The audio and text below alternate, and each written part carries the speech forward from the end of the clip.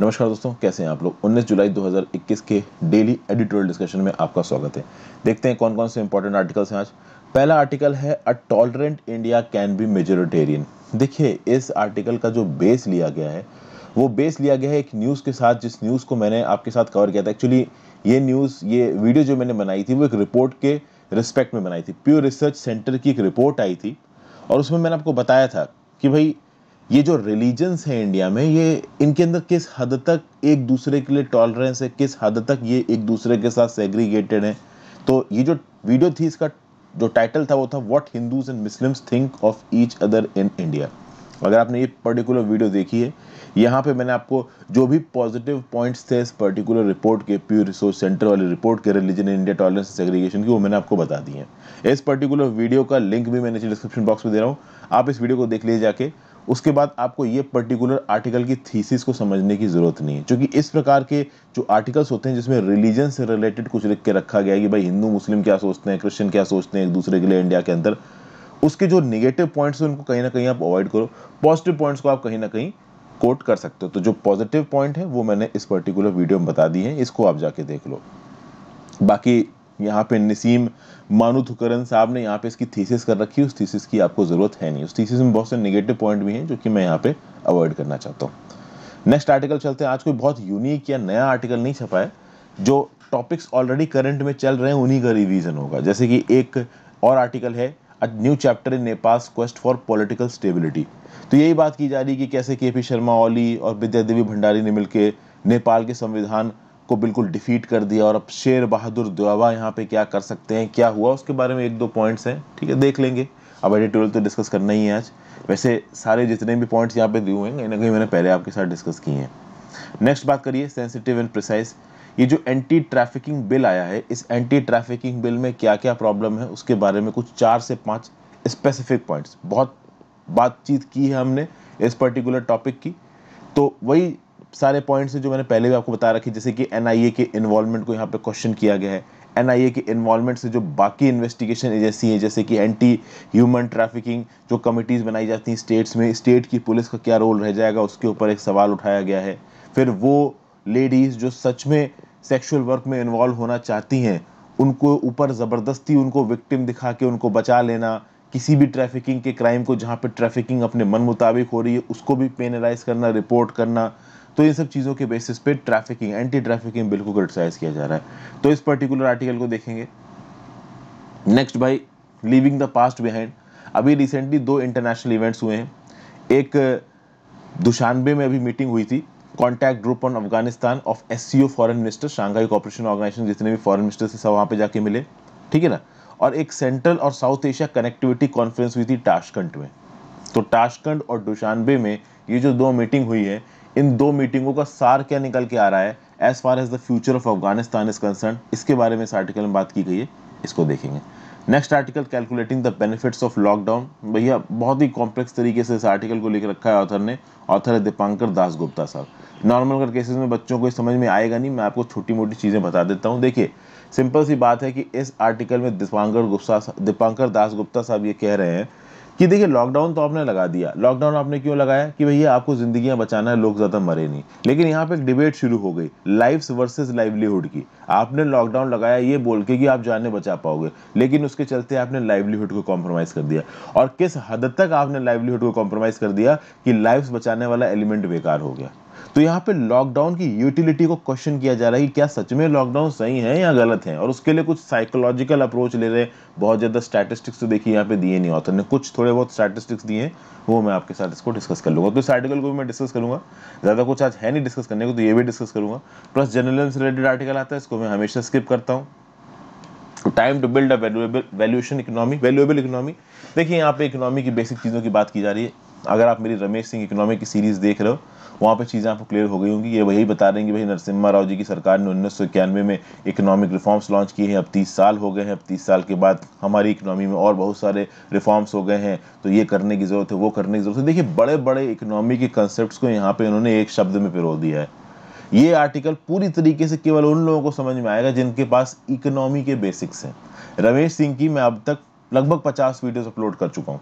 अगर आपने उन वीडियोस को देखा है तो आपको एक झटके में आर्टिकल समझ में आ जाएगा, अगर नहीं देखा है तो नहीं समझ में आएगा। इनफैक्ट जितने भी आइडियाज यहाँ पे दिए हुए हैं वो मैं रमेश सिंह में ऑलरेडी डिस्कस कर रखे हैं कि भाई रिफॉर्म्स किस प्रकार से काम कर रहे हैं, प्राइवेट R&D हमारे देश में किस प्रकार से आई है, रेट ऑफ ग्रोथ क्या रहा है, डीमोनेटाइजेशन की वजह से क्या क्या हुआ है, ये सब चीज़ों के बारे में मैंने पहले बात कर ली है।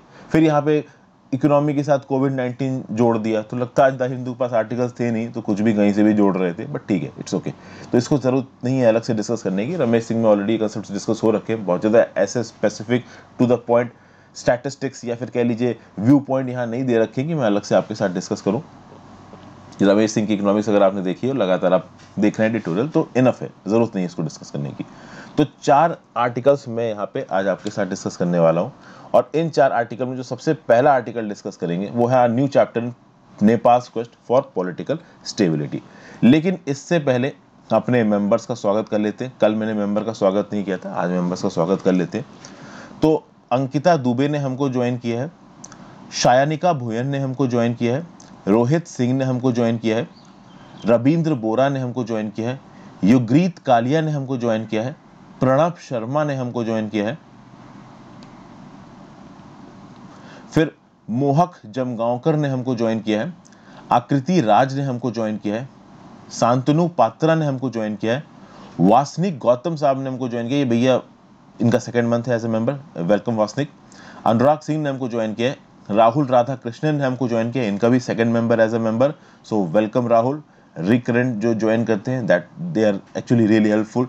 पल्लवी वर्मा ने हमको ज्वाइन किया है, नीलेश कुमार ने हमको ज्वाइन किया। तो Nilesh Kumar, Pallavi Verma, Rahul Radha Krishnan, Anurag Singh, Wasnik Gautam, Shantanu Patra, Akriti Raj, Mohak Jamgaonkar, Pranav Sharma, Yugreet Kalia, Ravindra Bora, Rohit Singh, Shayanika Bhuyan, Ankita Dubey. I welcome you all to my channel as a member. Thank you guys for the consistent support. I hope आपको मेरी इन वीडियोस से फायदा मिल रहा हो। मैं कोशिश करूंगा कि आपके लिए इसी प्रकार से और अच्छी और क्वालिटी वाली वीडियोस लेके आता रहूं। कम से कम मेरी वीडियोस की क्वालिटी में कोई ना कोई मतलब कोई भी कॉम्प्रोमाइज़ ना हो, इस बात को मैं कंप्लीटली इंश्योर करने की कोशिश करूंगा। So thank you again for joining. उसके साथ साथ मैं बोलूँगा कि वीडियो पे लाइक और शेयर का बटन डेफिनेटली दबाएं दोस्तों। अगर अब तक आपने इस वीडियो को सब्सक्राइब शेयर मतलब चैनल को सब्सक्राइब नहीं किया, कर दीजिए, अपने दोस्तों को करवा दीजिए जो कि इस प्रकार के कंटेंट के इंतजार में है या पढ़ाई वगैरह कर रहे हैं किसी भी एग्जाम की, क्योंकि ये एडिटोरियल की वीडियोज़ हैं। इसके बाद करंट अफेयर्स की भी वीडियोज़ आती हैं, तो जो किसी भी एग्जाम की तैयारी कर रहे हैं उनके रिस्पेक्ट में ये वीडियोज़ काम की हैं। साथ साथ आप प्लेलिस्ट सेक्शन चेक कर सकते हैं, वहाँ पर मैंने आपके लिए काफ़ी इंपॉर्टेंट वीडियोज़ बना रखी हैं, फ्री ऑफ कॉस्ट अवेलेबल है। अच्छे लगे तो आप उनको देख सकते हैं, इंस्टाग्राम पे फॉलो कर लीजिए, टेलीग्राम ग्रुप ज्वाइन कर लीजिए। सुबह सुबह मैं सारे लेक्चर्स की PDF अपडेट कर देता हूँ, और साथ साथ जो पिछले दिन पे मैंने वीडियोस अपलोड किए उनके लिंक्स भी वहाँ पे मैं अपडेट कर देता हूँ। तो भाई वापस आ जाते हैं पहले आर्टिकल पे। 12 जुलाई 2021 को सुप्रीम कोर्ट ऑफ नेपाल ने एक 168 पेज का वर्डिक्ट हैंडओवर किया। केस किसने फाइल किया था? तो जो 275 पार्लियामेंटेरियन हैं नेपाल के अंदर, उसमें से 149 लॉ मेकर्स ने केस फाइल किया था। और 141 लॉ मेकर्स ने क्या बोला था कि भाई देखिए 275 में मेजॉरिटी बनाने के लिए कितने चाहिए? तो लगभग 138 चाहिए। लेकिन यहाँ पे 149 लॉ मेकर्स कह रहे हैं कि शेर बहादुर देवबा को प्राइम मिनिस्टर बनाओ। लेकिन जब शेर बहादुर देवबा को प्राइम मिनिस्टर बनाने की आप कह सकते हैं अपील लेके ये लॉ मेकर्स जब प्रेसिडेंट विद्या देवी भंडारी के पास गए थी, तो विद्या देवी भंडारी ने अपॉइंट करने से मना कर दिया था। तो जब विद्या देवी भंडारी ने अपॉइंट करने से मना कर दिया, उन्होंने प्रतिनिधि सभा को डिसॉल्व कर दिया और KP शर्मा ओली को केयर टेकर प्राइम मिनिस्टर बना दिया जब तक इलेक्शन नहीं हो जाते अक्टूबर और नवंबर 2021 में। मतलब विद्या देवी भंडारी तो बिल्कुल भगत सी है यहाँ पे KP शर्मा ओली की। लेकिन यहाँ पे सुप्रीम कोर्ट ने बोला कि ये नहीं चल पाएगा। सुप्रीम कोर्ट ने विद्या देवी भंडारी के इस पर्टिकुलर फैसले को बिल्कुल ही नकार दिया। यहाँ पे prime minister of Nepal Sher Bahadur Deuba को अपॉइंट किया गया under which article of the constitution of Nepal? Under article 76 clause 5 of the constitution of Nepal. तो कुल मिला के यहाँ पे सुप्रीम कोर्ट ने उन सर्कमस्टांसेस को ही खत्म कर दिया है जिन सर्कमस्टांसेस के बेसिस पे मिस्टर KP शर्मा ओली और विद्या देवी भंडारी मिलके नेपाल के संविधान का मजाक उड़ा रहे थे। Got it? अच्छा, पिछले साल दिसंबर 2020 में भी विद्या देवी भंडारी ने पार्लियामेंट डिसॉल्व की थी आपकी लोकसभा, मतलब जो लोअर हाउस है, लोकसभा तो नहीं बोलना चाहिए, जो उनकी लोअर हाउस है नेपाल की प्रतिनिधि सभा, उसको डिसॉल्व किया था। तो उस समय पे भी जब उसको रीइंस्टेट किया था अप्रैल मई के समय पे सुप्रीम कोर्ट ने, तो सुप्रीम कोर्ट ने साफ साफ इस बात को बोला था कि, और विद्या देवी भंडारी को यहाँ पे वार्निंग भी दी थी कि भाई आप संविधान के प्रोविजंस के हिसाब से काम करिए, उसके अगेंस्ट काम मत करिए, क्योंकि जो ऑफिस ऑफ द प्रेसिडेंट है इसको कॉन्स्टिट्यूशन ने डिफाई कर रखा है और office of the president constitution को डिफाई नहीं कर सकता है। तो जिस हिसाब से प्रेसिडेंट के ऑफिस को डिफाइन किया गया संविधान के हिसाब से, उसी हिसाब से प्रेसिडेंट काम करेंगे, बट प्रेसिडेंट यहाँ पे कॉन्स्टिट्यूशन के अगेंस्ट काम करते नजर आ रहे थे। बहरहाल 14 जुलाई 2021 को मिस्टर ओली साहब ने अपना ऑफिशियल रेजिडेंस छोड़ दिया। सुप्रीम कोर्ट ही उनके अगेंस्ट आ गया, तो मिस्टर ओली साहब ज्यादा कुछ कर पाए नहीं। 3.5 साल तक वो इस प्राइम मिनिस्टर्स रेजिडेंस में रहे थे, फिर वो छोड़ के चले गए। पहले नेपाल में जो पावर की सीट थी वो कौन सी थी, तो वो था नारायण हिती पैलेस। ये जो नारायण हिती पैलेस है, ये यहाँ पे नेपाल के राजा रहा करते थे। बाद में अपने प्राइम मिनिस्टर के जो ऑफिशियल रेजिडेंस था वहाँ पे आपके के पी शर्मा ओली साहब रहते थे, वहीं से पार्टी हेडक्वार्टर्स, वहीं से उनके प्राइम मिनिस्टरशिप का काम, नेपाल का जो पावर सेंटर था वो वही था। ओली साहब की बात की जाए तो ओली साहब आप कह सकते हो कि कब फेमस हुए नेपाल में। ये नेपाल में तब फेमस हुए, आपको याद होगा सितंबर 2015 में क्राइसिस आई थी। जो इंडिया नेपाल का बॉर्डर था ना, वहाँ बहुत बड़ा कर्फ्यू लग गया था, एक प्रकार का ब्लॉकेड लग गया था, और नेपाल इंडिया के ऊपर इल्जाम लगा रहा था कि इंडिया अपने तरफ से नेपाल में जाने वाली जो एसेंशियल सप्लाईज है ना, उनको कट ऑफ कर रहा है। मधेसी इशू चल रहा था वहाँ पे, याद है ना, जब संविधान प्रोमुलगेट किया जा रहा था नेपाल के अंदर, तो मधेसी इशू चल रहा था। मधेसीज एक्चुअली नेपाल के साथ जो इंडिया की बाउंड्री रहती है ना, वहाँ पे रहते हैं, और मधेसीज काफी हद तक प्रो इंडिया माने जाते हैं। तो इस इकोनॉमिक ब्लॉकेड के समय पे नेपाल में बहुत सारे एंटी इंडिया सेंटिमेंट्स थे, और उस समय पे एक लीडर उठ के नेपाल में सामने आए, उनका नाम था के पी शर्मा ओली। नेशनलिज्म के आप कह सकते हो बैनर को पकड़े हुए के पी शर्मा ओली यहाँ पे ऊपर उठ के आए। फिर 2017 में फेडरल इलेक्शंस हुए, प्रोविंशियल इलेक्शंस हुए। जो दो बड़ी बड़ी कम्युनिस्ट पार्टी थी नेपाल की, एक थी नेपाल कम्युनिस्ट पार्टी माओइस्ट, और एक थी communist party of Nepal unified Marxist Leninist UML. एक के पी शर्मा ओली की पार्टी थी और एक पुष्प कमर दहल प्रचंड की पार्टी थी। दोनों मिलके एक कंबाइंड पार्टी बनाई, नेपाल में इलेक्शंस लड़े और इन्होंने अपनी सरकार बनाई। इस सरकार की बस एक शर्त थी कि के पी शर्मा ओली और पुष्प कमल दहल दोनों प्राइम मिनिस्टर की पोस्ट को रोटेट करेंगे। अब भले ही प्राइम मिनिस्टर की पोस्ट की गरिमा इतना बड़ी होती है कि उसको रोटेट करना सही नहीं समझा जाता, लेकिन इस प्रकार के प्रेसिडेंट्स बहुत जगहों पे देखे गए, इंडिया में देखे गए, इस प्रकार के प्रेसिडेंट्स इजराइल में देखे गए। रिसेंटली नफ्ताली बेनेट, और जो अभी आपके इजराइल के प्राइम मिनिस्टर बने हैं, तो ये जो नफ्ताली बेनेट है प्राइम मिनिस्टर साहब हैं आपके इजराइल के, इन्होंने भी तो यायर लिपिड के साथ एक अरेंजमेंट कर रखा है कि ठीक है भाई, थोड़ा तुम प्राइम मिनिस्टर, थोड़ा हम प्राइम मिनिस्टर। तो ये जो प्राइम मिनिस्टर की पोस्ट को रोटेट करने वाला काम था, ये डिसाइड हुआ नेपाल में भी। और चलो ठीक है भाई, अगर एक डेमोक्रेटिक स्टेबिलिटी, मतलब एक स्टेबल डेमोक्रेटिक स्टेट भी बन पाए, जो कि अब तक नेपाल नहीं बन पाया था, उस हिसाब से भी ये पॉइंट सही था, लेकिन वो भी नहीं हो पाया। के पी शर्मा ओली एक बार गद्दी पर बैठे, फिर गद्दी पर उतरने को तैयार ही नहीं वो। लेकिन धीरे धीरे आप देखोगे कि यहाँ पे के पी शर्मा ओली ने नेपाल के अंदर कुछ अच्छे काम भी किए, जैसे कि उन्होंने जब फाइनेंस मिनिस्टर अपॉइंट किया, तो वो फाइनेंस मिनिस्टर उनके सेंट्रल बैंक का पहले गवर्नर रह चुका था, एक प्रॉपर टेक्नोक्रेट था जिसको फाइनेंस के बारे में, फाइनेंस के फील्ड में अच्छी खासी जानकारी थी। तो ये चीज़ देखी गई। कहीं ना कहीं के पी शर्मा ओली की इस प्रकार की इमेज बन रही थी कि वो प्रॉस्पेरस नेपाल और हैप्पी नेपाल को लाने की कोशिश कर रहे थे।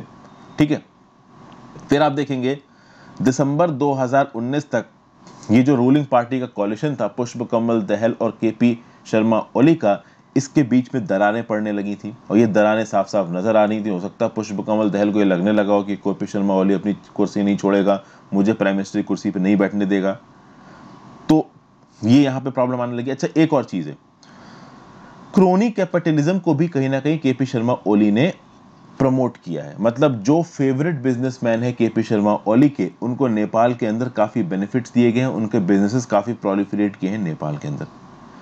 इंटरनेशनल रिलेशंस मिस्टर ओली के अंदर बहुत हद तक नीचे गिरे हैं। इन्होंने एक अमेंडेड मैप रिलीज किया इंडिया में, जहां पे इंडिया का थोड़ा सा इलाका इन्होंने अपने साइड मिलता हुआ दिखा दिया। अब इससे ऑब्वियस सी बात है, इंडिया के साथ बायलैटरल रिलेशंस खराब रहेंगे। नेपाल ने जो नया नक्शा रिलीज किया था और इंडिया के कुछ हिस्से को अपना दिखाया था, ये तो पिछले साल बहुत न्यूज में रहा ही है। फिर यूनाइटेड स्टेट्स का एक मिलेनियम चैलेंज कॉर्पोरेशन ग्रांट होता है, ये नेपाल को दिया जाता था, ये ग्रांट भी नहीं दिया गया। एक्चुअली में यूएस ने इसको रेटिफाई नहीं किया। कुछ यूएस इन्वेस्टर्स इस बात पे कंसर्न थे कि नेपाल के अंदर प्रॉपर तरीके से बिजनेस नहीं कर पा रहे हैं, धंधा नहीं कर पा रहे हैं। चाइना के साथ भी कहीं ना कहीं मिस्टर केपी शर्मा ओली ने अपने रिलेशंस अच्छे करने की कोशिश की है। Chinese president Xi Jinping Nepal आपके गए भी थे, लेकिन जब बात आती है चाइनीज इन्वेस्टर्स की, तो चाइनीज इन्वेस्टर्स की भी वही सेम शिकायत है जो कि यूएस इन्वेस्टर्स की है। शिकायत क्या है कि जब वो नेपाल के अंदर बिजनेस शुरू करने की कोशिश करते हैं तो नेपाल की ब्यूरोक्रेसी और नेपाल के गवर्नेंस के साथ डील कर पाना अपने आप में बहुत मुश्किल है। तो चाहे वो यूएस इन्वेस्टर्स हो चाहे वो चाइनीज इन्वेस्टर्स हो, भाई नेपाल के अंदर धंधा कर पाना दोनों के लिए बहुत ज़्यादा मुश्किल हो रहा है। नेपाल की अथॉरिटीज़, नेपाल की ब्यूरोक्रेसी को संभाल पाना बहुत मुश्किल है। मतलब जिस प्रकार का ease of doing business India के अंदर चल रहा है, उस प्रकार का नेपाल के अंदर नहीं चल रहा है। तो शुरू में जो केपी शर्मा ओली को इतना फैन एंड फेयर से दिखाया जा रहा है कि ये बहुत अच्छे हैं, ये सेवियर है नेपाल के, धीरे धीरे करके उनकी इमेज पे यहाँ पे डेंट पड़ना शुरू हो गया था। और ये डेंट और सामने आया जब सीरम इंस्टीट्यूट ऑफ इंडिया से जो वैक्सीन खरीदी जा रही थी, इस वैक्सीन में एक स्कैम इमर्ज हुआ आपका नेपाल के अंदर, जिसमें केपी शर्मा ओली का नाम आया कि इसमें कुछ करप्शन टाइप की चीजें हो रही हैं। तो नेपाल में जो कुछ भी अच्छा होता था उसको केपी शर्मा ओली अपना दिखाने की कोशिश करते थे। नेपाल में जितनी भी वैक्सीन आ पा रही थी, जो भी नेपाल के पब्लिक हेल्थ एक्सपर्ट्स थे, सिविल सोसाइटी ऑर्गेनाइजेशंस थे, उन्होंने बहुत मेहनत करके दुनिया भर से वैक्सीन को सोर्स किया था। उसका भी क्रेडिट अपने पास लेने की कोशिश की केपी शर्मा ओली ने। और एक्चुअली में जो कुछ भी करप्शन हो रहा था, उस करप्शन में, स्कैम में, बैक एंड से ऐसा सुनने में आ रहा है कि केपी शर्मा ओली इन्वॉल्व थे। तो इनकी जो प्राइम मिनिस्टर की इमेज थी बहुत ज़्यादा डेंटेड हो रही थी। फाइनली खैर अब तो ये है नहीं। नए जो प्राइम मिनिस्टर आए शेर बहादुर देवबा साहब, क्या इनका ट्रैक रिकॉर्ड बहुत अच्छा है? देखिए जो भी इनका ट्रैक रिकॉर्ड है, शेर बहादुर देवबा साहब का कोई बहुत अच्छा है नहीं। एक जो पॉइंट यहाँ पे सुजीव शाक के सामने बोला है at the end of this article, वो मुझे थोड़ा अलग रहा। देखिए सुजीव शाक साहब यहाँ पे क्या बोल रहे हैं, there is a great lesson for India. मतलब कि नेपाल को की सिचुएशन को देखते हुए इंडिया के लिए एक लेसन दे रहे हैं सुजीत शाक के साहब, on how not to push relationships through intelligence agencies and other tacit ways as it fails each time this has been seen in earlier decades। मतलब कि इंडिया को अगर नेपाल के साथ अपनी रिलेशनशिप स्थापित करनी है तो इंटेलिजेंस एजेंसीज को इन्वॉल्व ना करके ऑफिशियल चैनल्स यानी कि बायलैटरल फॉर्म्स और डिप्लोमेसी के थ्रू इवॉल्व करनी चाहिए, पीपल टू पीपल कॉन्टैक्ट होनी चाहिए। मतलब यहाँ पे शाह साहब ये बोल रहे हैं कि भाई इंडिया नेपाल की अप्रोच को इंटेलिजेंस एजेंसीज के थ्रू टेकअप करने की कोशिश कर रहा है, जबकि ये गलत है। पीपल टू पीपल कांटेक्ट होने चाहिए और ऑफिशियल चैनल से आपको अप्रोच करना चाहिए। अब वैसे देखा जाए तो भाई इंडिया नेपाल के लोगों के बीच में जो पीपल टू पीपल कांटेक्ट है जबरदस्त है। कहते हैं ना रोटी बेटी का रिश्ता है भाई, चाहे शादी हो, चाहे एक जगह से दूसरी जगह जाना हो, वहां पे जाके काम करना हो, ये इंडिया नेपाल के बीच में बहुत होता है। तो people to people relations one of the best है अगर किसी भी इंडिया के नेबर की अगर आप बात करो तो। रही बात डिप्लोमेसी की, बायलैटरल प्लेटफॉर्म्स की, तो अक्सर कर हमको विजिट्स ऑफ डिप्लोमेट सुनने में आती रहती है।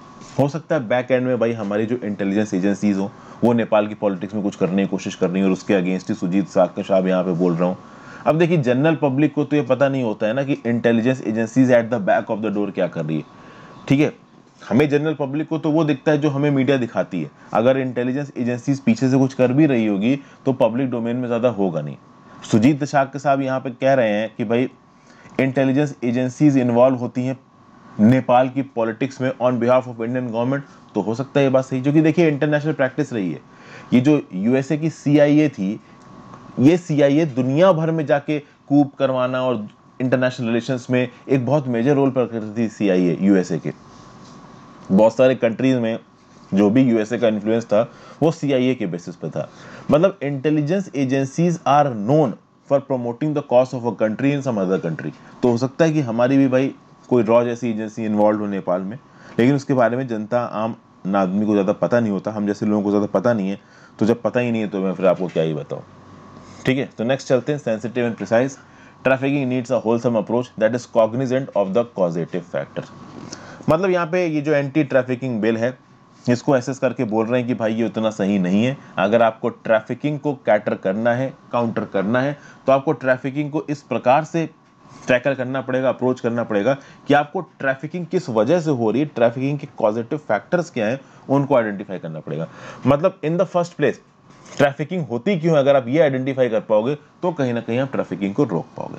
ट्रैफिकिंग नो डाउट एक परनीशियस ऑफेंस है, ठीक है। किसी भी सोसाइटी में या किसी भी सरकार को किसी भी तरीके से ट्रैफिकिंग को किसी भी फॉर्म में सपोर्ट नहीं देना चाहिए। There should be a zero tolerance for trafficking, ये बात यहाँ पे बोली गई है। लेकिन at the same point of time यहाँ पे ऑफर ये भी बोल रहा है कि स्लेज हैमर से आप उसको हैंडल नहीं करना है, ठीक है ना, आपको प्रिसीजन से एफिशिएंसी से हैंडल करना है, बट स्लेज हैमर से। अब एक टाइम पे ऑथर बोल रहा है कि भाई परनीशियस ऑफेंस से जीरो टॉलरेंस होना चाहिए, फिर बोल रहा है स्लेज हैमर से इसको टैकल मत करो। तो भाई कहना क्या चाहते हो ऑथर, लगता है खुद ही यहाँ कंफ्यूज दिख रहा है। ये जो ड्राफ्ट आया है trafficking in persons preventive care and rehabilitation bill 2021, इसको बहुत ज्यादा स्ट्रांग समझा जा रहा है। ओके, कुल मिला के इस बिल को जल्दी ही पार्लियामेंट में इंट्रोड्यूस किया जाएगा।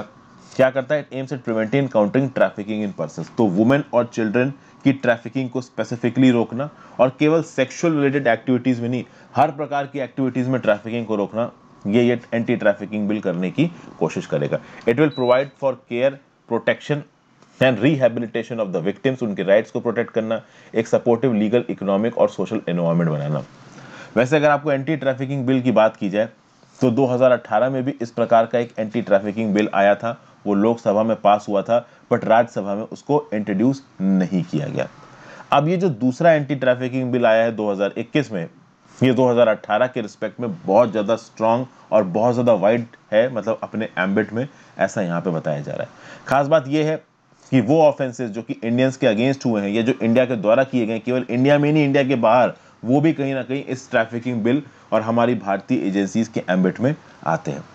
और फिर यहाँ पे ये भी बोला गया है कि एंटी ट्रैफिकिंग कमेटी सेटअप की जाएंगी स्टेट पे, नेशनल लेवल पे, इस एंटी ट्रैफिकिंग बिल के प्रोविजंस को इंप्लीमेंट करने के लिए। और पब्लिक डोमेन में ये बिल रखा गया। जब पब्लिक डोमेन में ये बिल रखा गया तो बहुत सारे सिविल सोसाइटी एक्टिविस्ट और लीगल एक्सपर्ट्स ये बोलने लगे कि भाई देखिए, इस बिल के कुछ प्रोविजंस में कुछ मसला है, कुछ प्रॉब्लम है। क्या प्रॉब्लम है कि सरकार हद से ज्यादा यहाँ पे स्ट्रांग हो रही है। इतना स्ट्रांग एंटी ट्रैफिकिंग में होने की जरूरत नहीं है। अगर आप इतना स्ट्रांग हो जाओगे एंटी ट्रैफिकिंग में तो आप समझ ही नहीं पा रहे हो कि एंटी ट्रैफिकिंग की प्रॉब्लम क्या है। कुल मिला के यहाँ पे कुछ फैक्टर्स दिए जा रहे हैं, poverty, depth, lack of opportunity, developmental schemes की कमी। तो पोवर्टी की वजह से, उधार की वजह से, लैक ऑफ अपॉर्चुनिटी की वजह से, और कहीं ना कहीं जो सरकार डेवलपमेंटल स्कीम चलाती है, ये डेवलपमेंटल स्कीम ने भी सही तरीके से काम किया है, इसकी वजह से कुछ लोग अनइंटेंशनली फंसते हैं ट्रैफिकिंग में, लेकिन उसके बाद वो अपनी मर्जी से ट्रैफिकिंग में रुकते हैं। मतलब उनको अगर बचाया भी चाह रहा है तो भी वो बचना नहीं चाहते हैं, वो इस ट्रैफिकिंग में इन्वॉल्व होना चाहते हैं, वहीं रहना चाहते हैं। तो ऐसे लोग जो कि इंटेंशनली अपने आप को ट्रैफिकिंग के साथ जोड़ रहे हैं और वो ट्रैफिकिंग से बाहर नहीं निकलना चाह रहे हैं, उनको जबरदस्ती सरकार को बचाने की जरूरत नहीं है। लेकिन यहाँ पे सरकार ने साफ साफ बोल दिया है कि अगर आप रिपोर्ट नहीं कर रहे हो ट्रैफिकिंग का crime, non reporting is also a criminal offence है। फिर सबसे खास बात यह है कि ट्रैफिकिंग के क्राइम्स की जो इन्वेस्टिगेशन की रिस्पॉन्सिबिलिटी है वो एनआईए को दी गई है। तो नेशनल इन्वेस्टिगेशन अथॉरिटी यहाँ पे एक मेजर रोल प्ले करने वाली है। अब एनआईए के रिस्पेक्ट में ये बताया जा रहा है कि ऑलरेडी एनआईए के ऊपर बहुत सारे काम यहाँ पे आ रखे हैं और इसको और काम देना ये एक भी प्रॉब्लमेटिक चीज है। प्लस अब लोकल एजेंसीज हैं जो एंटी ह्यूमन ट्रैफिकिंग यूनिट्स बनाई गई हैं स्टेट के लेवल पे, डिस्ट्रिक्ट के लेवल पे, उनकी अथॉरिटीज को वायलेट करेगा एनआईए, लोकल पुलिस की अथॉरिटी को वायलेट करेगा एनआईए। तो this is also an attack on federalism. क्योंकि एनआईए एक सेंट्रल इन्वेस्टिगेटिंग एजेंसी है, तो ये राज्य की सरकार की एजेंसीज को ध्यान ही नहीं देंगे, अपना खुद की इन्वेस्टिगेशन करते रहेंगे, जो कि बिल्कुल भी सही नहीं, फेडरलिज्म के खिलाफ है। क्योंकि अगर कोई क्राइम स्टेट के अंदर हो रहा है तो सबसे पहले तो रिस्पॉन्सिबिलिटी स्टेट की पुलिस और वहां की लोकल यूनिट की बनती है, ना कि सीधे सीधे एनआईए सेंटर की इन्वेस्टिगेशन यूनिट वहां पे पहुंच गई। फिर यह भी बोला जा रहा है कि देखिए, ये जो consensual sexual activity for commerce है, मतलब कि पैसे कमाने के लिए जो कंसेंशुअल सेक्सुअल एक्टिविटी बोलते हो, जिसको कि आप क्रूड टर्म में प्रोस्टिट्यूशन भी बोलते हो, इसको यहां पे एक्सेप्ट नहीं कर पा रहा है बिल। मतलब कि किसी भी प्रकार से कैसा भी सेक्सुअल एक्टिविटी फॉर कॉमर्स नजर आया तो भाई इस बिल के अंदर पकड़ के सजा दे दी जाएगी। तो सेक्स वर्क को यहां पर क्रिमिनलाइज किया जा रहा है, विक्टिमाइजेशन किया जा रहा है यहाँ पे एक्सप्लॉइटेड का। तो ऑलरेडी यहाँ पे जो इंसान एक्सप्लॉइटेड है, ऑलरेडी जो इंसान जैसे तैसे प्रोस्टिट्यूशन करके अपना काम धंधा चला रहा है और वो उसी में रहना चाहता है, वहां से नहीं निकलना चाहता है, उसको भी कहीं ना कहीं ये बिल परेशान करेगा। ठीक है। प्लस ये बोला जा रहा है कि पोर्नोग्राफी को लिटरली यहाँ पे बैन किया जा रहा है। सेक्सुअल एक्सप्लॉइटेशन की डेफिनेशन में पोर्नोग्राफी भी आया है। पोर्नोग्राफी मतलब चाइल्ड पोर्नोग्राफी नहीं, नॉर्मल पोर्नोग्राफी भी। मतलब अगर कोई अपने घर में बैठ के भी पोर्न टाइप की कोई चीज देख रहा है और पता चल जाता है तो इस बिल के अंदर उसको चार्ज किया जा सकता है।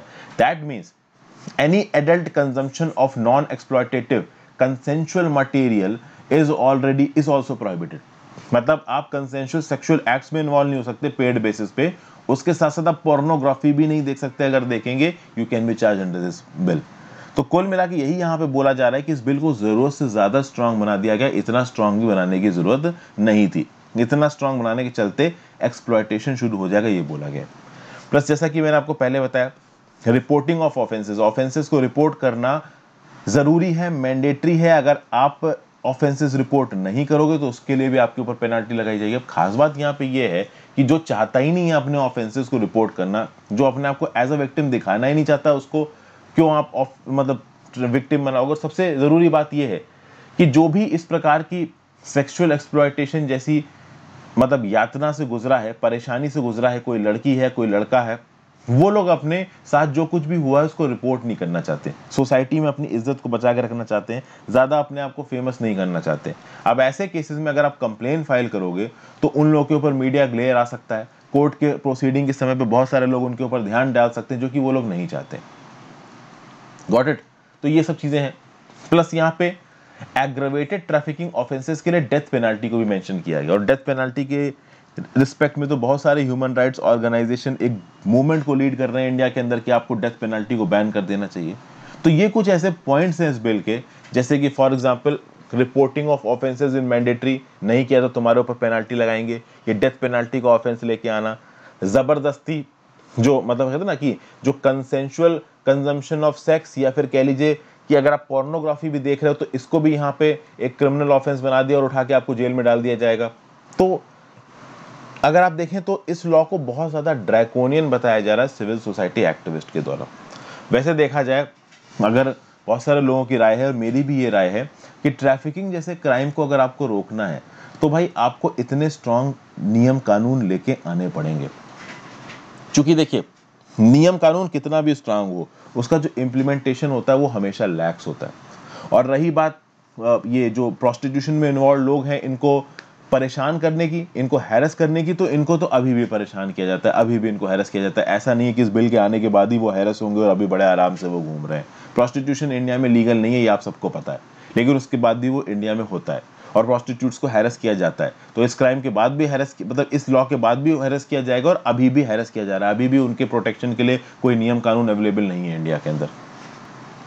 तो एंड में बस ऑथर ने यही बोला है कि भाई सरकार को थोड़ा सा और ज़्यादा, आप कह सकते हैं कि रीजनेबल होना चाहिए, थोड़ा सा और ज़्यादा होलसम अप्रोच लेनी चाहिए। इतनी स्ट्रांग अप्रोच से काम नहीं चलता है, दिस इज़ नॉट प्रैक्टिकल। इस प्रकार की बातें यहाँ पे बोली गई हैं। तो आई होप आपको ये आर्टिकल पूरी तरीके से समझ में आ गया हो। नेक्स्ट आर्टिकल पे चलते हैं, leaving the past behind. Afghanistan neighbours must help it protect the democratic gains of the last 2 decades. यहाँ पे मैं एक स्टोरी की तरह आपको चीज़ें बता देता हूँ। रिसेंटली सेंट्रल एशिया में 2 इवेंट्स हुए हैं। एक तो एससीओ फॉरेन मिनिस्टर्स की मीटिंग हुई है दुशानबे में, कॉन्टैक्ट ग्रुप ऑफ अफगानिस्तान की। अब देखिए, वैसे तो ये मीटिंग अफगानिस्तान के रिस्पेक्ट में थी, लेकिन यहाँ पे चाइना के भी फॉरेन मिनिस्टर थे और हमारे इंडिया के भी फॉरेन मिनिस्टर थे, जयशंकर साहब। और इस मीटिंग की जो मीडिया रिपोर्टिंग हो रही थी इंडिया में, वो एलएसी पे जो स्टैंड ऑफ चल रहा था इंडिया चाइना के रिस्पेक्ट में, उसके कंटेक्स्ट में हो रही थी। लेकिन एक्चुअली में मीटिंग हुई इसलिए थी कि अफगानिस्तान के अंदर ये जो केओस चल रहा है, इस केओस को कैसे सॉल्व किया जा सकता है। उसके साथ साथ एक central and south Asia connectivity conference भी हुई है रिसेंटली ताशकंद में। और ये सब कॉन्फ्रेंसेस क्यों हो रही हैं? आपको पता है कि एससीओ में वही कंट्रीज आती हैं जो कि अफगानिस्तान के इमीडिएट नेबरहुड्स में हैं। अभी यूएसए और नाटो की फोर्सेस तो बगराम एयरबेस से बाहर निकल चुकी हैं। तालिबान बहुत सारी जगहों पे कब्जा कर रहा है। तो इस रिस्पेक्ट में जो सेंट्रल एशियन कंट्रीज हैं और आसपास की आपकी पाकिस्तान, चाइना, इंडिया जैसी कंट्रीज हैं, वो एक मिशन मोड पे मिलके चीज़ों को सॉर्ट आउट करने की कोशिश कर रही हैं, इस चीज़ के पैरामीटर्स को डिसाइड करने की कोशिश कर रही हैं कि तालिबान एक लिमिट से ज़्यादा स्ट्रांग ना हो जाए, तालिबान एक लिमिट से ज़्यादा उनकी सिक्योरिटी अगेंस्ट थ्रेट ना बन जाए। ये जो स्पिन बोल्डक नाम का जो बॉर्डर पोस्ट थी, इसको तालिबान ने कब्जा कर लिया पाकिस्तान से। पाकिस्तान के बॉर्डर, सॉरी अपना अफगानिस्तान से, अफगानिस्तान और पाकिस्तान के बॉर्डर पे है आपका स्पिन बोल्डक। अगर ये अफगानिस्तान है, ये पाकिस्तान है, तो यहाँ कहीं पे है आपका स्पिन बोल्डक। तो स्पिन बोल्डक, ये जो बॉर्डर ड्राई पोस्ट था जिसके थ्रू पाकिस्तान और अफगानिस्तान के बीच ट्रेड होता था, इसको तालिबान ने कब्जा कर लिया। और भी जो उनकी नॉर्दर्न बाउंड्री है तजिकिस्तान के साथ, वहाँ पे 1-2 पोस्ट हैं जिनको तालिबान ने कब्जा लिया। तो धीरे धीरे तालिबान जब अपनी औकात को अफगानिस्तान के अंदर बढ़ा रहा है, तो ये जो एससीओ मिनिस्टर्स हैं, रशिया, चाइना, इंडिया, पाकिस्तान और 4 सेंट्रल एशियन कंट्रीज़ के, वो यहाँ पे मिले और उन्होंने एक जॉइंट स्टेटमेंट दिया। और जॉइंट स्टेटमेंट क्या है कि हम भाई किसी भी ऐसे ग्रुप को या फिर किसी भी ऐसे ऑर्गेनाइजेशन को जो कि टेररिस्ट एक्टिविटीज़ को प्रमोट करता है, उसको सपोर्ट नहीं करेंगे। अब चाइना और पाकिस्तान जैसी कंट्रीज यहाँ पे मिलके एक जॉइंट डिक्लेरेशन में स्टेटमेंट दे रही हैं कि हम टेररिज्म को प्रमोट नहीं करेंगे। सबसे ज़्यादा तो यही करते हैं, पाकिस्तान सबसे ज़्यादा करता है और चाइना तो इंडिया के खिलाफ टेररिज्म को प्रमोट कर ही रहा है। जाने कब से माओवादियों को, नॉर्थ ईस्ट के इंसर्जेंट्स को चाइना फंडिंग दे रहा है। बहरहाल वो एक अलग टॉपिक, उसके बारे में मैं यहाँ पे बात नहीं करूंगा। यहाँ पे मैं आपसे ये पूछना चाहता हूँ, मतलब ये बताना चाह रहा हूँ कि ये जो ताशकंद में मीटिंग हुई है, ऑथर उसको कुछ इस प्रकार से डेसिफर कर रहा है कि भाई ये जितने भी आसपास के देश हैं अफगानिस्तान, मतलब देश हैं अफगानिस्तान के, ये बहुत ज़्यादा कंसर्न है तालिबान को लेके। डेफिनेटली तालिबान ने रिसेंटली अपनी इंटरनेशनल क्रेडिबिलिटी को बचाने के लिए बोला है कि हम किसी भी देश के खिलाफ कोई भी अटैक नहीं करेंगे, लेकिन उसके बाद भी ये देश कंसर्न है और आगे आने वाले समय में तालिबान ज़रूरत से ज़्यादा ताकतवर ना हो जाए और ज़रूरत से ज़्यादा अफगानिस्तान की सरकार को ना गिरा दे, उसके लिए आसपास की कंट्रीज भी कुछ करेंगी, ऐसा यहाँ पे कहा जा रहा है। मेरा आपसे एक सवाल है, देखिए अफगानिस्तान की पॉलिटिक्स में जो कुछ भी हुआ है उसके बारे में मैंने आपको पहले भी बहुत कुछ बताया है कि भैया पहले सोवियत ने यहाँ पे इंटरवीन किया, सोवियत के बाद कौन आया, फिर यूएस की यहाँ पे एंट्री हुई, बीच में कुछ आप कह सकते हैं प्रोमिनेंट जो ट्राइबल ऑर्गेनाइजेशंस थे जो कि बिल्कुल पॉलिटिकल ऑर्गेनाइजेशंस में कन्वर्ट हो गए। फिर 1996 से लेकर 2001 तक तालिबान का रूल रहा। फिर 2001 के बाद यूएस इंटरवेंशन के चलते सॉर्ट ऑफ डेमोक्रेसी आ गई अफगानिस्तान के अंदर। इनके जो ह्यूमन डेवलपमेंट इंडिकेटर्स थे वो अच्छे हो रहे थे। इसके रिस्पेक्ट में मैं आपसे बोलूँगा कि आप एक पैराग्राफ लिखो। अगर आपसे ये बोला जाए कि सिंस द सोवियत इंटरवेंशन, या फिर बोल लीजिए सिंस 1970s 1980s अफगानिस्तान की पॉलिटिक्स कैसे चली है आगे और आज तक वो कैसी है, ठीक है, अलग अलग प्लेयर्स के आने और जाने से अफगानिस्तान की सोसाइटी में क्या हुआ है, इसके ऊपर 150 शब्दों में अगर आप कुछ लिख सको, 150 प्रिसाइज शब्दों में, तो नीचे मुझे कमेंट बॉक्स में लिख के बताओ। जो बेस्ट कमेंट होगा उसको मैं पिन करूंगा। Got it? तो I want to know your views on this thing. तो मैं भी देखना चाहता हूँ कि आपका रिस्पांस किस तरीके से होता है। 150 शब्दों में आप कैसे अफगानिस्तान की स्टिम्युलेटस पॉलिटिकल हिस्ट्री के बारे में बताते हो। लेट्स सी आप लोग क्या लिखते हैं। मैं देखूँगा, थोड़ा सा दिमाग आपको लगाना पड़ेगा इस चीज़ को लिखने में, थोड़ा एफर्ट मारना पड़ेगा, लेकिन आप समझिए अगर इस प्रकार के कुछ फैक्ट्स आप यहाँ पे लिख पाते हो तो एक प्रकार से आपका रिवीजन हो जाएगा। और ये जो अफगानिस्तान की पॉलिटिक्स है काफ़ी न्यूज़ में रही है, तो इसके चलते ये काम का भी है आपके, ऐसा नहीं है कि ये काम का नहीं है। यूपीएससी मेंस में इस प्रकार के क्वेश्चन हमेशा आपसे पूछे जा सकते हैं। क्योंकि मेरा आपको बताना ये मतलब है कि देखिए सिर्फ न्यूज़ सुन लेना कि तालिबान ने ऐसा कर दिया, अफगानिस्तान ने ऐसा कर दिया, आसपास की कंट्री ने ऐसा कर दिया, ये ज़रूरी नहीं है। आपको कुछ स्पेसिफिक और सॉलिड फैक्ट्स भी पता होना चाहिए, क्योंकि सच में अगर अफगानिस्तान की पॉलिटिक्स से रिलेटेड यूपीएससी मेंस में कोई सवाल आ जाता है तो आप क्या लिखो ये आपको मालूम होना चाहिए। प्लस ये भी बताया गया कि रिसेंटली जो दुशानबे में मीटिंग हुई थी, वहाँ पे अफगानिस्तान के जो रिप्रेजेंटेटिव्स हैं उन्होंने पाकिस्तान को कन्फ्रंट किया और अफगानिस्तान ने सीधे सीधे पाकिस्तान के ऊपर इल्ज़ाम लगाया है कि पाकिस्तान बैक एंड से तालिबान को सपोर्ट दे रहा है। तालिबान के जो भी लीडर्स हैं उनको पनाह दी जाती है पाकिस्तान के अंदर, बलोचिस्तान में उनका बेस है, वहाँ से ये ऑपरेट करते हैं अफगानिस्तान के अगेंस्ट, इस तरीके की बातें की गई। फिर जयशंकर साहब ने बोला है कि भाई अफगानिस्तान के पास्ट में जो हुआ है वो फ्यूचर में नहीं होना चाहिए। फिर मिस्टर अशरफ घनी साहब जो कि अफगानिस्तान के प्रेसिडेंट हैं, इनका ये बोलना है कि अफगान फोर्सेस इतनी आसानी से नहीं हारेंगी। तो कुल मिला के बोला ये जा रहा है। अच्छा, एक और चीज़ हुई है यहाँ पे, ठीक है, ये जो तालिबान है और जो भी तालिबान के बैकर्स हैं, इनका ये क्या कहना है कि हाँ भाई हम इंट्रा अफगान टॉक्स को सीरियसली लेंगे। फिर तालिबान की ईद के अनाउंसमेंट में ये बोला जाता है कि भाई पॉलिटिकल सॉल्यूशन को सीरियसली परस्यू करेंगे, सीज फायर होगा। एक्चुअली में ऑथर इस आर्टिकल में कहने की क्या कोशिश कर रहा है कि अभी भी पूरे चांसेस हैं कि तालिबान पूरी तरीके से ताकत में नहीं आ पाएगा, अफगानिस्तान की सरकार ताकत में बनी रहेगी और दोनों के बीच में कोई ना कोई नेगोशिएशन होगा और एक मिडिल पाथ चार्ट आउट किया जाएगा। अभी के लिए पॉपुलर नैरेटिव क्या है, ज़्यादातर लोग और ज़्यादातर जो एक्सपर्ट्स हैं इंटरनेशनल रिलेशंस के, वो क्या बता रहे हैं कि भाई तालिबान यहाँ जीत चुका है और आज नहीं तो कल तालिबान अफगानिस्तान की सरकार को हरा देगा। अब जिस प्रकार से तालिबान एडवांस कर रहा है लग तो ऐसा ही रहा है, लेकिन इस आर्टिकल में जो व्यू पॉइंट ऑथर दे रहे हैं, ऑथर ये व्यू पॉइंट दे रहे हैं कि तालिबान के लिए अफगानिस्तान की सरकार को पूरी तरीके से हरा पाना इतना आसान नहीं होगा, क्योंकि अगर तालिबान पूरी तरीके से कंट्रोल में आएगा तो कहीं ना कहीं आसपास की कंट्रीज भी कुछ करेंगी, तालिबान मतलब अफगानिस्तान की सरकार की कुछ हद तक हेल्प करेंगी। अब ये व्यू पॉइंट किस हद तक सही है किस हद तक सही नहीं, इसके ऊपर मैं कमेंट नहीं करूंगा, बट ऐसा यहाँ ऑथर बताने, मतलब author is a bit positive when it comes to Afghanistan government. मतलब उनका ये कहना है कि अफगान डिफेंस फोर्सेज इतनी आसानी से क्रम्बल नहीं करेंगे, अगर क्रम्बल कर रही होंगी तो इंडिया और चाइना जैसी कंट्रीज से और आसपास की सेंट्रल एशियन कंट्रीज से कुछ मदद जा सकती है। मुझे हाईली मतलब डाउटफुल मतलब ये स्टेटमेंट लग रहा है, बट चलिए ठीक है, सबके अपने अपने व्यू पॉइंट है। लेके मतलब सेंट्रल और साउथ एशिया के देश हैं वो तालिबान के एडवांस के साथ थोड़ा सा आप कह सकते हो कि ये कॉशन्ड है और उसके लिए ही ये इंटरनेशनल कॉन्फ्रेंसेस हो रही हैं, ताकि इन इंटरनेशनल कॉन्फ्रेंसेस के थ्रू तालिबान के ऊपर प्रेशर डाला जा सके कि वो अफगानिस्तान की सरकार के साथ कोई तो एग्रीमेंट करें। और तालिबान लगातार बोल रहा है कि भाई हम एग्रीमेंट कर रहे हैं, बट एक्चुअली में ग्राउंड लेवल पे कोई एग्रीमेंट हो नहीं रहा है। तो ये था एनालिसिस। अपने आखिरी आर्टिकल पे चलते हैं। आखिरी आर्टिकल है calculating the benefits of lockdown. देखिए इस आर्टिकल में कुछ बहुत स्पेसिफिक तो मुझे देखिए समझ में आया नहीं। इसका इंट्रोडक्शन थोड़ा ठीक लगा। इंट्रोडक्शन में कुछ ऐसे स्टैटिस्टिक्स हैं जो कि आप कह सकते हो कि काम के हैं, लेकिन लॉन्ग टर्म में स्टैटिस्टिक्स बेकार हो जाएंगे। जैसे कि स्टैटिस्टिक्स क्या बोलता है कि भैया अब तक अगर देखा जाए तो लगभग 26.2% ऑफ द वर्ल्ड पॉपुलेशन को एक डोज तो कोरोना वायरस की मिल चुकी है। मतलब दुनिया भर की आबादी को में से 26.2% लोगों को कोरोना वायरस की एक डोज मिल चुकी है। इसमें से सिर्फ 1% लोग लो इनकम कंट्रीज में मिलते हैं। जो डेवलप्ड कंट्रीज हैं, रिचर कंट्रीज हैं, जैसे US, Canada, Germany and Britain, यहाँ पे 50% से ज्यादा लोगों को एक डोज मिल चुकी है बाई 17 जुलाई। इंडिया की एडल्ट पॉपुलेशन की बात की जाए तो एज ऑफ 18 जुलाई 2021 इंडिया में 34.1% लोगों को एक डोज कोरोना वायरस की वैक्सीन की मिल चुकी है। तो ये वैक्सीनेशन के फिगर्स हैं एज ऑफ 17 एंड 18 जुलाई।